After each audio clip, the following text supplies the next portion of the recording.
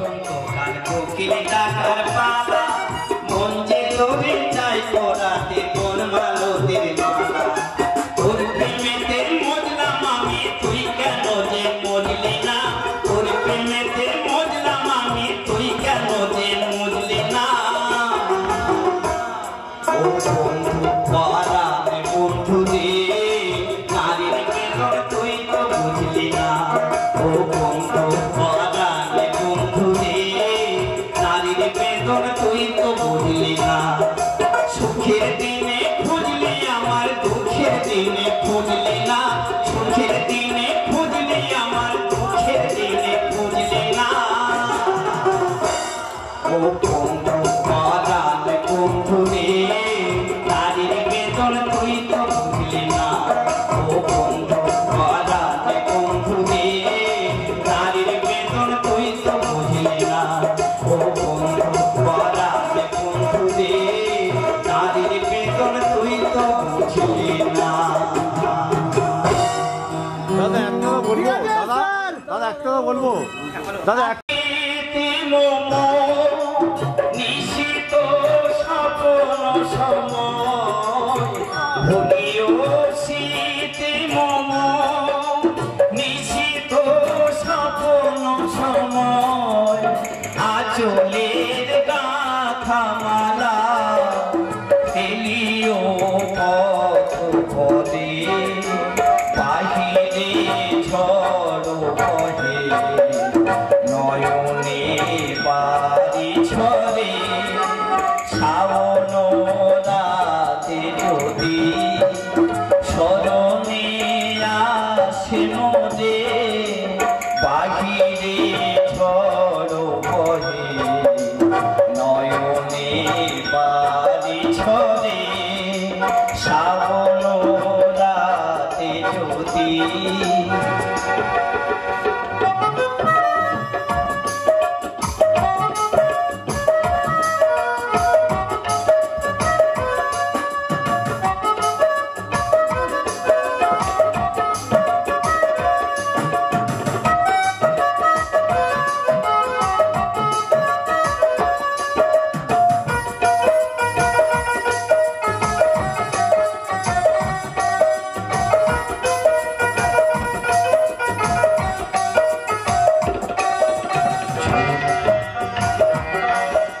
ঝুরিবে বালিবা গহন দূর বনে রহিবে চাহি তুমি একলা বাতায়নে কহিবে কুহুকে গাহিবে সাথে যমুনা নদী পারে শুনিবে কে জানো ডাকে বিজলি দিব শিখা যদি গো জলে ভরে বাহিরে ঝড় বহে নয়নে বাড়ি ছড়ে শ্রাবণ রাতে যদি স্মরণে আসে মোরে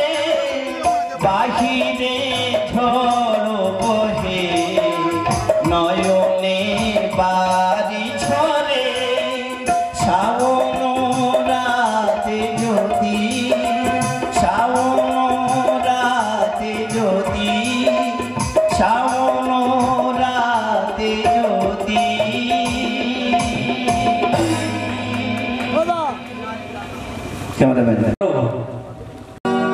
আমার দাদা ভাইরা রেকর্ডিং করছে তো একটু গুছিয়ে নিয়ে করতে হবে হয়তো তোমাদের সবার অনুরোধ হয়তো রাখা ও জনমে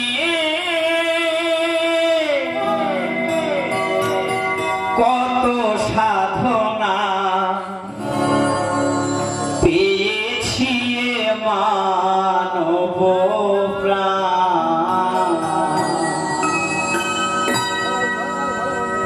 ও গো ভগবান ও গো দয়াময় আমি যে তোমারি দাস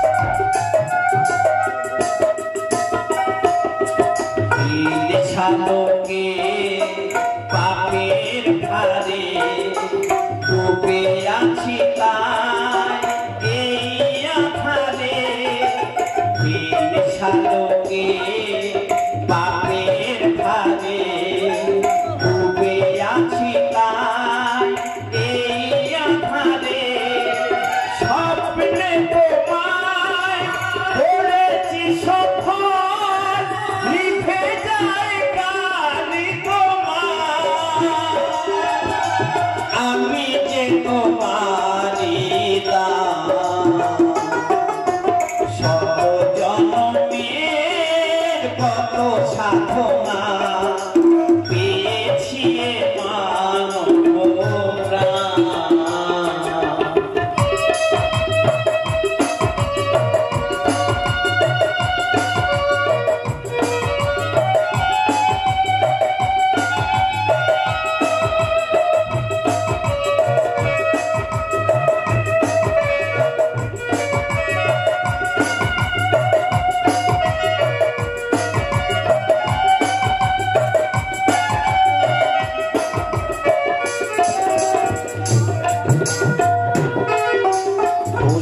পাখি ফুল পাহাড় নদী নেই তপনা নিরবধি পশু পাখি ফুল পাহাড় নদী নেই তপনা নিরবধি নিজের ফুলে কাঁদে মানুষ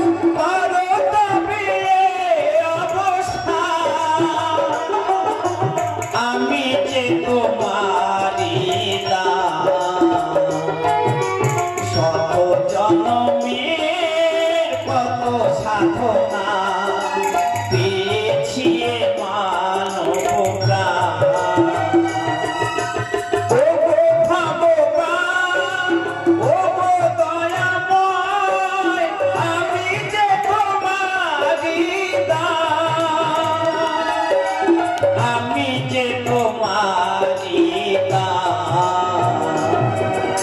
শত জন্মের কত সাধনা পেয়েছি মানব প্রাণ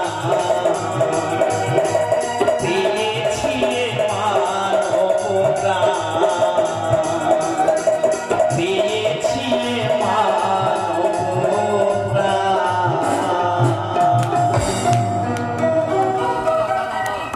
নমস্কার, এখানে আমার প্রোগ্রাম শেষ করলাম। একবারে ঠোকা ঠোকা বলে দাও সব মেকআপ খোলা হয়ে গেছে না? তুমি ঠিক আছে আমার মা একবারে ঠোকা ঠোকা বলে দাও সন্তানের মতো আমায় বেশি একবারে ঠোকা ঠোকা বলে hello hello hello hello okay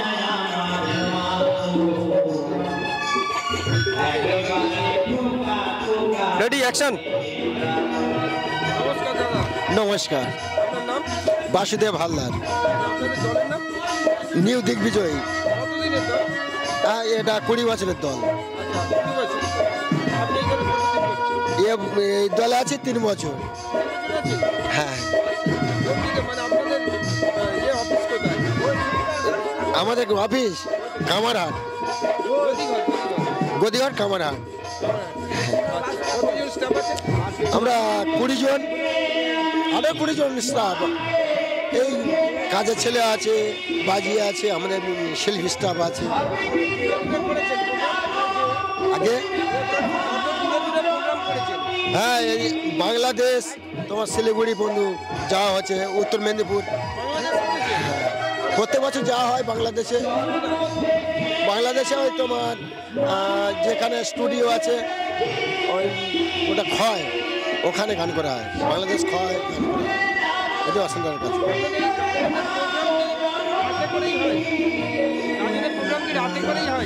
হ্যাঁ হ্যাঁ, রাতে করে হয়। যেখানে বৃষ্টি হয়ে যায় যেখানে বৃষ্টি হয় সেখানে দিনের বেলা গান করা হয়, কমিটির গান করতে হয়, দিনের বেলা গান করা হয়। আপনাদের এই যে এবছরে যে পালাটি করছেন, সেই পালাটি কি মানে অন্য পালা তো বিভিন্ন বছর বিভিন্ন পালা হয়। না না, এবছর একটাই পালা চলবে, দ্বিতীয় বছর পাল্টানো হবে। আবার আমরা অন্য দলে যাব। এনে আমি আজ 35 বছর গান বায়না করছি। ছোট বাসুদেব হালদার, ছোট বাসুদেব হালদার। আমার বাড়ি মথুরাপুর থেকে লেবে বটেশ্বর গ্রাম। হ্যাঁ, ওখানে বললে আপনার অভিজ্ঞতা কি হচ্ছে একটু বলুন। এই গাজন এটাও তো একটা যাত্রা, মানুষকে একটা আনন্দ দান। দেখুন, আমাদের গাজন বলতে সত্য ঘটনার এক অঙ্ক। সত্য ঘটনা যেরকম দেখানো হয়, আমরা সেরকম মানুষের সামনে আমরা নানানটা জিনিস সংসারের হিস্ট্রি তুলে ধরি, দর্শককে বোঝাবার তারে তাদের শতরাপ বোঝে, কিছু বুঝতে পারে কিছু বুঝতে পারে না। তা আমরা সেটা কি করি, রঙিন গান দিয়ে, গানের ভাষা দিয়ে, নিজেরা ভাষা বসিয়ে আমরা সেখানে অভিনয় করি, গান করি, দর্শককে আনন্দ দেওয়ার তারে আমরা কবিতান করি, মানে হাসি কৌতুক করে। তো সকলে হাসি কৌতুক করেন না। আমি সেকেন্ড নায়ক, আমি কমিটান করি, আগাগড়া কমিটান করি। আমার দাদা শিবু হালদার, তিনিও একটা নায়ক, অসিন্দা এক নায়ক। তা আমরা কমিটান আলাদা লোক, নায়করা আলাদা। ওনারা কমিটান করতে পারে না, সোশ্যাল করে, আমরা কমিটান করি। ফোন নাম্বার এবং নামটা আরেকবার বলুন। আমার নাম বাসুদেব হালদার, ছোট বাসুদেব হালদার। প্রোগ্রামটা নিউ দিগ্বিজয়, পিতার হাতে পুত্রের বলি। ফোন নাম্বারটা বলুন, ফোন নাম্বারটা। আমার ফোন নাম্বার 8101287221। নমস্কার। নমস্কার। আপনার মহিলা স্টাফরা একটু কথা বলবো, মহিলা স্টাফের সাথে কথা। নমস্কার। হ্যাঁ নমস্কার, কেমন আছেন বলুন। ভালো আছি। আপনি তো অনেক কষ্ট করেছেন, এতটা গান করার পরেও আপনাকে আমরা কষ্ট দিচ্ছি। হ্যাঁ হ্যাঁ ঠিক, তো এটাই তো আমার কর্ম। নাম প্রচুর শুনেছি আমরা, অনেক ফেমাস আপনি। তা এখানে গান করে আপনার কেমন লাগলো? খুবই ভালো লাগলো, এটা আমার খুব প্রিয় আসর। এবং এখানে আমি আরও প্রোগ্রাম করে গিয়েছি কয়েক বছর। আর এই আশপাশে খুব আমার গান হয়, ওদিকে আশাপুর মেলা, এ মেলায়, আবার সাইডে এখানে আর একটা হয়। এদিকে মানুষ আমার শ্রদ্ধা করে, ভালোবাসে, সেই ভালোবাসার টানে আসে। আশাপুর কি হয়ে গেছে? না, আশাপুর মেলাটা হয়নি এবছর, আমি আসিনি। অন্য অন্য প্রোগ্রাম চলছে, আশাপুর মেলা মনে হয় এখন চলছে, জানি না লাস্ট দিকে কি হবে। কত বছর বয়স থেকে আপনি অভিনয়? আমার তখন এই 15-16 বছর হবে। জীবনের প্রথম অভিনয় কোন স্টেজে ছিল? জীবনের প্রথম অভিনয় আমার, তখন আমি লোকাল দলে করতাম। লোকাল দলে করতে গ্রাম অঞ্চলে একটা মানুষের কাছে একটু সাড়া পৌঁছে গেল, যেতে তখন বড় দলগুলো অফার করলো। তখন আমাকে তারা ডাকলো যে অশ্বিনীবাবু এই দলে কাজ করেন আপনি। আর তখন তো আমার কুলতলি বাড়ি, আমার কুলতলি এলাকার তখন কোনো বড় গাজন দল ছিল না। তখন কাকদ্বীপ কামারহাট গাজনের একটা প্রভাব। তখন আমাকে মালিকরা জিজ্ঞাসা করলো যে অশ্বিনীবাবু আপনি কাজ করবেন, আপনাকে কি দিতে হবে মাইনে? আমি বললাম দেখুন, আমি তো এই লোকাল দলে এখনও কাজ করছি, জানি না কোন ঠাকুরের যোজনায় আপনাকে আমার বাড়িতে টেনে নিয়ে এসেছে আমাকে গ্রহণ করার জন্য। তবে আমি যাই, যদি আমি ওইসব বড় বড় শিল্পীদের সাথে যদি টাকা দিতে পারি, তখন আপনি বিচার করবেন যে এই মানুষটার খাটুনি কত মজুরি দেওয়া যায় বা দিতে হবে, সেইভাবে দেবেন। আমি যখন তৈরি হয়ে যাব তখন আমার রেট কথা বলতে হবে না, আপনার মতো আরও মালিক এসে আমার রেট দিয়েই নিয়ে যাবে। তখন বয়স কত ছিল? তখন বয়স আমার তোমার ওই 18-19 হবে। 18-19 বছর থেকে আপনি প্রফেশনাল? হ্যাঁ, সেখান থেকে তারপর থেকে আমি নিজে গান লেখা শুরু করলাম। মানে এই দিগ্বিজয় দলটা আমি আজকের এই 15 বছর পড়েছে আমার টানা কলে। আচ্ছা, কতগুলো পালা হয়েছে আজ? হ্যাঁ, পালা 15 বছর পালা মানে আমার লেখা গান আমি বেশি করি। তা 15 বছর পালায় দেখুন হয়তো আমার 3 ঘন্টা প্রোগ্রামের মধ্যে হয়তো দেখা যাচ্ছে 7 থেকে 8খানা গল্প থাকে। এবার 7 থেকে 8খানা গল্প গাজনের তো একটা লেখকের দ্বারা হয় না। ধরো আমার থাকলো 3খানা কি 4খানা, আবার অন্য লেখকের 2-4খানা থাকলো, এই নিয়েই এই নাটকটাকে তৈরি হয়। ও, একজন লেখক থাকে না? না, আচ্ছা আচ্ছা। একজন লেখক থাকে না। আর আমার লেখা গানগুলো আমি নিজেই বেশি করি আর কি। আচ্ছা, আপনি তো গান লেখেন? হ্যাঁ, হ্যাঁ। আপনি কি স্টোরি লেখেন না? হ্যাঁ ও, স্টোরি। হ্যাঁ, স্টোরি গান। আর এই স্টোরি লিখতে গেলে তার গান লিখতেই হবে তো। আচ্ছা, গানগুলো কি সব এইভাবে মানে একটা ভিত থেকে তৈরি হওয়া বা রিমেক যেভাবে লক্ষ্য করি এই যে আপনি এসে কি করছেন এই মেলাতে, আপনি একটা ভদ্রভাবে এলেন, লাস্টে আপনি কোন জায়গায় পৌঁছালেন আপনার দিকে একটু লক্ষ্য করলাম, পথে যেতে যেতে কোন সমাজের দিকে লক্ষ্য করলাম কি চলছে। এটা বেশিরভাগ আস্তে আস্তে আস্তে আস্তে সরে যাও, সরো তুমি সরো, দিয়ে সরেন। স্টাফ 18 জন স্টাফ থাকে। প্রত্যেকটা রাতে তো আপনাদের মোটামুটি book, তাই না? হ্যাঁ হ্যাঁ হ্যাঁ, আমাদের আমার গান হয় ধরুন 200 নাইট। আচ্ছা, এত যে রাত জাগেন, পরের রাতে মনে হয় না যে এই রাতে একটু যেন আলোচ্য এটা আমাদের একটা মানে অভ্যেস পরিণত বললে হয়। হ্যাঁ যখন স্টেজে? হ্যাঁ হ্যাঁ হ্যাঁ, এটা এমনিতে আমাকে কিন্তু আপনি যদি হাত ধরেন, ধরে আপনি দুমড়ে দেন, সঙ্গে সঙ্গে কিন্তু হাতটা আমার ভেঙে যাবে। আর যদি আস্তে আস্তে আস্তে আস্তে দিতে দিতে দিতে আপনি কিন্তু আমার হাত ভাঙতে পারবেন না, মজরাবে, হাত ভাঙবে না। সেই রকমই রাস্তা জাগতে জাগতে জাগতে জাগতে একটা অভ্যেস পরিণত আমাদের হয়ে গিয়েছে। এটা যেন আমাদের কাছে একটা ইজি ব্যাপার। আচ্ছা, আপনার জীবনের শ্রেষ্ঠ পালা কিছু বলতে পারবেন? আমার জীবনে মনে হয়েছে যেন আমার জীবনের সাথে মিলে গেছে বাস্তব সমাজ। আমার জীবনের শ্রেষ্ঠ পালা যেটা মার্কেটে আমি অসিনায়াবরও পরিচিত, সেটা হচ্ছে কি আমার ওলা উটো বাবা বৈরাগী, এইটাই এইটাই এটা হচ্ছে তাহলে ধরুন আপনার 15 বছর 15 বছর আগেকার পালা এটা। আচ্ছা আচ্ছা, মানে তখন হ্যাঁ। আপনি ফেমাস হয়ে গেছেন। হ্যাঁ, 15 বছর আগেকার পালা। আর সেই সময় আমি যে বৌদির নেড়া করানো যে গানটা করলাম, এটা হচ্ছে কি বালিগঞ্জ স্টেশনে বসে একটা মেয়েকে দেখে আমি গান লিখেছিলাম, যে গ্রামের ছেলে শহরের মেয়ে, গ্রামে এসে তার কেমনভাবে চলতে হবে, তার কি পোশাক পরতে হবে, সেটা সে রুচিটা সে গ্রামে এসে রাখছে না, মানে শহরের ভাবটা সে গ্রামে এসে চলাফেরা করছে। তাহলে একটা বউ আমাদের গ্রাম অঞ্চলে কি হয়, সন্ধ্যা সাজে তার কাপড় পরতে হয়, মাথায় কাপড় দিয়ে তার সন্ধ্যা প্রদীপ ঠাকুর ঘরে দিতে হয়। আর সেটা যদি আমি নাইটি চুড়ি দিয়ে পরে যাই, সেটা কি আর আমি সন্তুষ্ট হব না, ভগবান সন্তুষ্ট হবে না নিশ্চিত। তা সেই জন্য গ্রাম অঞ্চলের মেয়েকে তার কিভাবে কাপড় পরাতে হবে সেই প্ল্যান মাফিক মাথায় কালেকশন করে নিয়ে বৌদি নেড়া কোনো গানটা আমি লিখেছিলাম। মার্কেটে খুবই হিট হয়েছে। আস্তে তুমি যাও। আচ্ছা, আপনার এই গল্পের মধ্যে তো সমাজে এমন একটা বার্তা দেন, জীবনমুখী বার্তা, কোনো সময় প্রতিবাদের মুখে পড়ে না? হ্যাঁ, প্রতিবাদ মুখে কোনো সময় পড়েছি। একটু করুন, তুমি একটু যাও, ফাঁকে যাও। সৃষ্টি আপনার দেখলাম আমরা, যে সৃষ্টিগুলো কিন্তু সামাজিক অব্যবস্থার উপরে করা এবং অনেক কিছুই ব্যাপার যেগুলো বলা যায় না সব জায়গায়, সেই রকম সৃষ্টি আপনি। হ্যাঁ, এটা গাজনটা কিছু বাস্তব কিছু কাল্পনিক নিয়ে গল্প লেখা তৈরি হয়। কিছু বাস্তব একটা হলো, কেউ একটা বাস্তব বাবার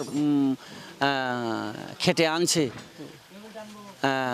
তাকে লেখাপড়া শিখে মানুষ করছে, বাবার বয়স হয়ে গেল, তারপরে সে ছেলে বাবাকে দিকে লক্ষ্য করছে না, বাবার প্রতি অবিচার করছে। এই সব কালেকশানগুলো যেমন আজ থেকে আমি 10 বছর আগে একটা গান লিখেছিলাম, এইভাবে বর্তমান সমাজের দিকে লক্ষ্য করে এক জায়গায় গিয়ে দেখলাম যে বাবা মারা গেছে, তিন ভাই, বাবা একটা নামকরা লোক। তাহলে তিন ভাই চিন্তা করলো যে বাবা একটা নামকরা লোক, তাহলে একটা বাবার একটা স্মৃতি মন্দির ভালো করে দেওয়া উচিত। তাহলে তিন ভাই, গ্রামের লোকজন তো ভালো মন্দ রয়েছে, বাবার স্মৃতি তৈরি করে কিছু বালি সিমেন্ট বেশি হলো। তিন ভাই চিন্তা করছি যে বালি সিমেন্টটা বেশি হয়েছে, নষ্ট করে কি হবে, মার তো বয়স হয়ে গেছে, বাবার পরে তো মা মরবে, পাশে মার জন্যে কিছুটা রেডি করে রাখা হোক। আমরা কিন্তু তিনজন ছেলে আমাদের কথাটা ভাবছি না যে আমরা কবে মরবো, কে আমাদের মন্দির তৈরি করবে না করবে, আমাদেরটা আমরা করে রেখে দিয়ে সে চিন্তাটা আমরা করছি না।